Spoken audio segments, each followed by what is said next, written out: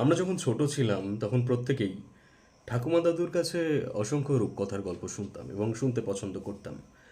কিন্তু আজকের জেনারেশনের বাচ্চারা যারা হচ্ছে, নতুন জন্মাচ্ছে, তারা গল্প শোনা তো মানে এক জায়গায় তাদের বসিয়ে রাখাটা তো খুব প্রবলেমেটিক ব্যাপার। যেহেতু এতটা উন্নত প্রযুক্তির দিন চলে এসেছে, আমাদের সময় এটা ছিল না। আমরা সময় কাটানোর জন্য ঠাকুমা দাদু অথবা আহ, নিজের পারিবারিক কোনো আহ, দলবদ্ধ অবস্থাকেই নির্ভর করে আমরা সেখান থেকে আনন্দ বা হাস্যরস গ্রহণ করতাম। তো আজকের দিনে দাঁড়িয়ে রাজপ্রতাপের ঠেকির থেকে অনেকেই এই তারানাথ তান্ত্রিকের মাধ্যমে, তারানাথ তান্ত্রিক অনেকের দাদু, অনেকের বন্ধু, অনেকের কাকা জ্যাঠা বা বিভিন্ন রকম আত্মীয়তা তার সাথে পাতিয়ে নিতেই পারেন।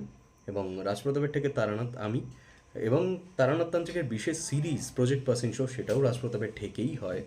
তা আপনাদের পরবর্তী প্রজন্ম বা যারা গল্প শুনছেন বা গল্প শুনতে ভালোবাসেন বা একটু এডুকেশনাল টাইম যদি কেউ স্পেন্ড করতে চান, তাহলে অবশ্যই রাজপ্রতাপের থেকে গল্প শুনুন। কারণ এখানে আহ, একেবারেই কোনো চরিত্রকে নিয়ে কাটাছেঁড়া করা হয় না, কোনো অ্যাডাল্ট কন্টেন্ট ক্রিয়েট করা হয় না।